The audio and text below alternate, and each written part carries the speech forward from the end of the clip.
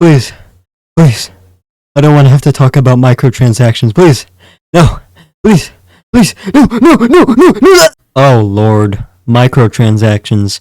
The #1 leading cause for, well, most homeless people in America. No, not really. Don't take that seriously. But it is the reason why we have world hunger. Anyways, microtransactions. You know them. I know them. Your mother knows them because you stole her credit card to buy 5,000 V-Bucks for the exclusive BTS boy band bundle skins on Fortnite. No.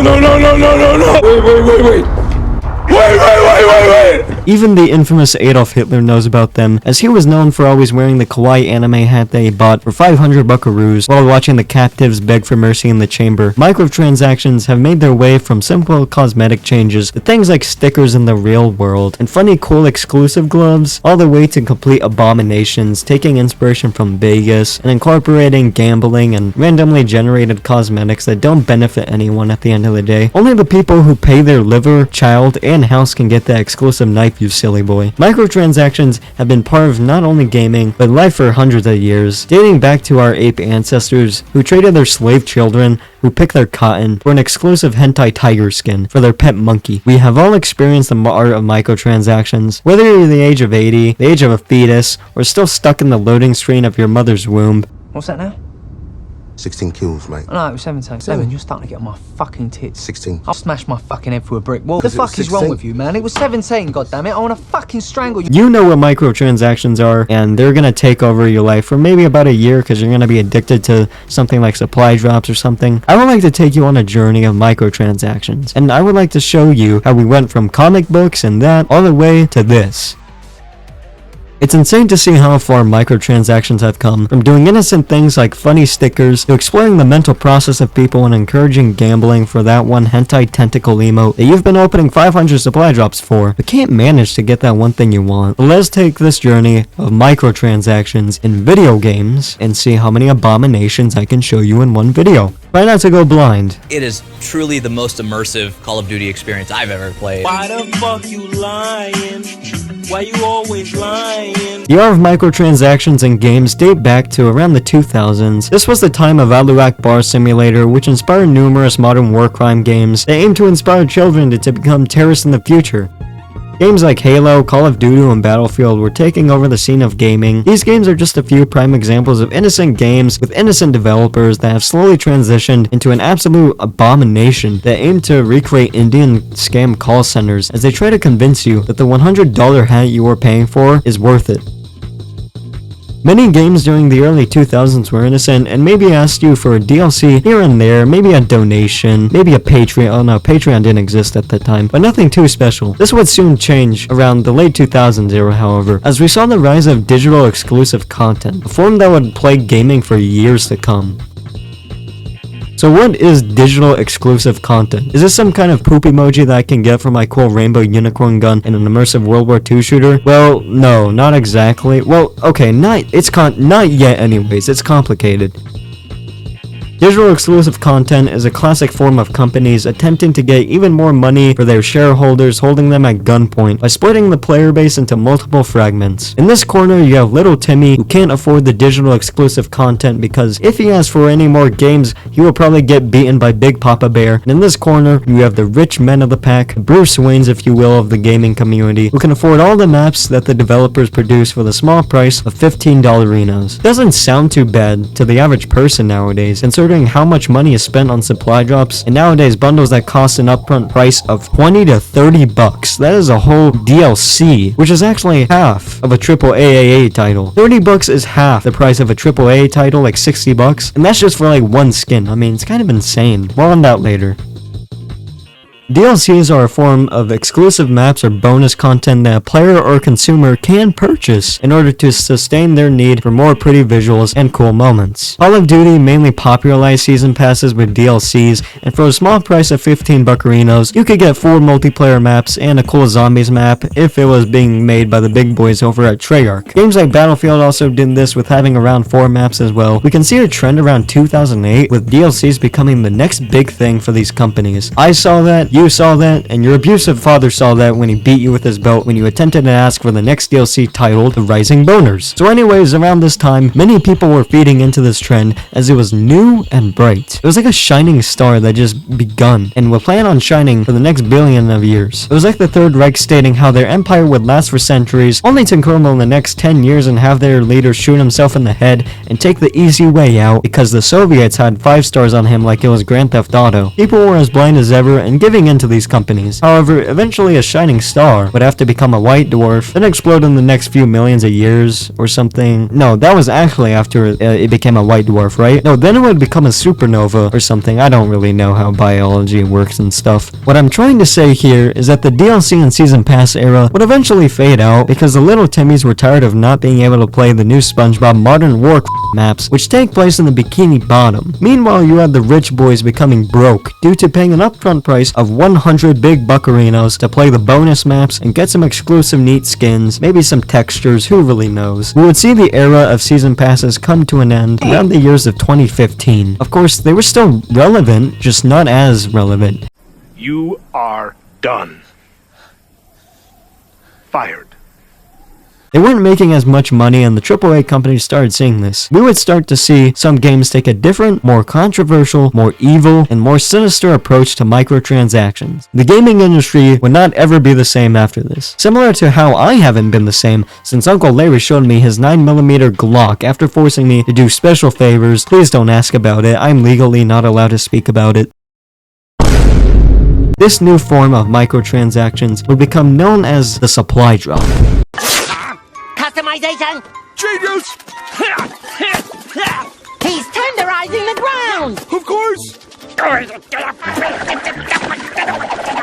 that down, write that down! Now, what is the supply drop? Of course, there's gonna be some people who somehow never heard of a supply drop. Is it that cool little item you get for watching a stream? No, silly, that's actually a Twitch drop, but I can see how you mistook it. A supply drop is a controversial form of gambling within the gaming industry. Of course, not every game had actually named them supply drops, but many games did attempt to disguise them with names like Alpha Male Packs and Star-Lord cards, but we all know at the end of the day that they're just manipulative forms of gambling that are designed to bring in as much cash as they can for the shareholders. And honestly, who can blame them? Someone's gotta make a living. Activision. Supply drops and loot boxes would mainly begin in games such as the infamous Call of Duty, with Advanced Warfare and other games like Overwatch in 2015, and Rainbow Six Siege in the same year as well, and it is quite controversial. Many angry 50-year-old mothers were not happy, and this led to many adults in games boycotting these forms of gambling. Even some states were deeming it to be an illegal act, and it was all over the news everywhere you went. Gamers were upset with the system as well. Creators such as the Act Man and Angry Joe were not in agreement of such a scummy system. You had many people doing supply drop openings as well. Counter-Strike Global Offensive really popularized these things with those shitty T Martin openings and those gambling websites dedicated to a specific game. It was a crazy and quite a wild time where game publishers wanted to see how far they could push gamers until they started pushing back. A few years would pass as we would eventually see this era of around 4 years of loot boxes last. Typically, these new forms of microtransactions last around 5 years or so and are always less than a decade long. The big boy known as EA, however, pushed too far as they tested the limits with Star Wars Battlefront 2. We saw a tsunami of criticism and negativity surround the pay-to-win star card system, and players just had enough. They were fed up with everything. They pushed out of the trenches like it was Battlefield 1 or something and revolted and refused to take supply drops, just like how Rosa Parks actually refused to hand over her cool hentai collection that she had on the bus. That is a historical fact. It was time for gamers of all ages to come together and rise up against the big boys like Activision and EA. We said no more and cried until we could cry no more. Our prayers had been answered in the year of 2017. A little game that you may have heard of called, oh god, do I really have to say this? Fortnite Battle Royale. Oh god, here we go. Fortnite Battle Royale had been published and developed by a little company known as Epic Games.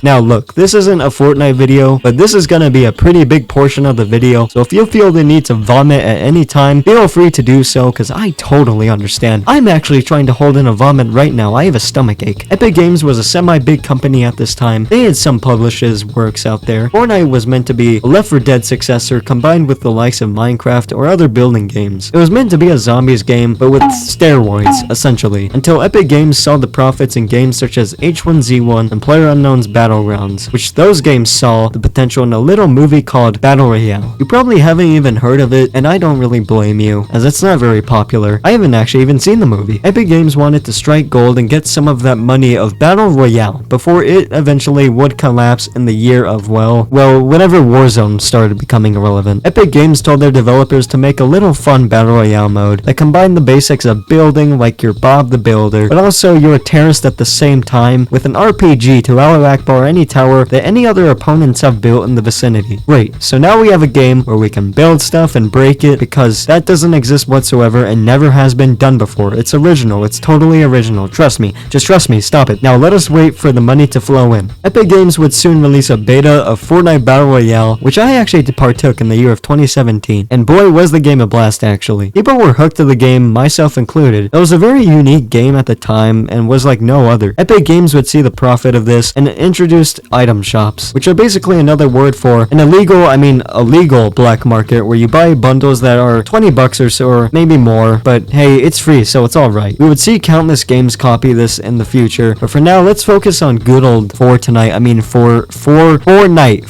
not Fort.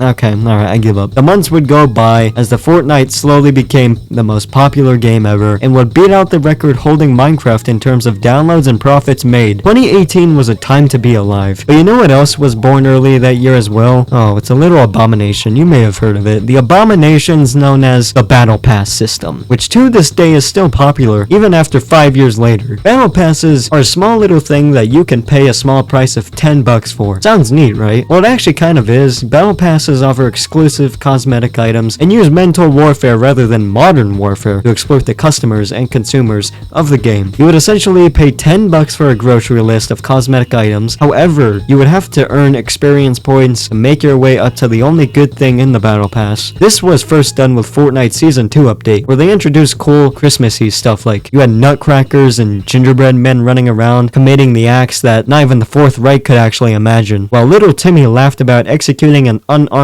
player begging for mercy. Fortnite would do this with the iconic Black Knight skin, because Black Knights matter and White Knights do not matter. Battle Passes would soon become the next norm and exploit that companies include in their games. 2018 was also the year of a little game known as Black Ops 4 and a dying franchise, which combined both the cancerous supply drop system and the Battle Pass system. We would see Fortnite gain more popularity, and once the entire gaming industry saw how profitable these foreign concepts of Battle Passes were, soon everyone wanted to try it. Activision, EA, Riot Games, 343 Industries, and too many to name would be some of the big names who took advantage of this concept. Games like Valorant would eventually incorporate a Battle Pass, meanwhile games like Battlefield 2042 would do this as well. Even mobile games have Battle Passes as well. We have officially entered the never-ending Battle Pass era, and oh my god, I'm getting sick of it. However, around the year of 2021, Battle Passes have been slowly but surely sickening other players and gamers all around the world. People such as myself are growing increasingly fatigued and sick of the Battle Pass system, but big companies like Activision still see the money flowing in just enough to keep milking it. We have officially been stuck in the 5th year of Battle Passes, and it will either only grow longer or it will die out slowly but surely as the money stops rolling in. At the end of the day, it's all about what makes the big bucks for these game publishers and shareholders. Whichever microtransaction system has the biggest return on investment is what games will go towards. It's up to the player base and gamers of all these thousands of games to stand strong and wait for the next exploitable scummy microtransaction system that has to come. But in the end, we're all going to at least drop 500 bucks as soon as that new system comes out. We have officially arrived at the end of this video. This took me far too much time to make, oh my lord. This was probably not worth the amount of brain cells that I lost trying to get all this footage. Oh god, this was painful. I mean, I hate to talk about Battle Passes for like how many minutes now? I hate Battle Passes. The amount of things I had to download just for 5 seconds of usage also, oh my lord. I mean, my disk space is not doing well. It is clinging for air like George Floyd.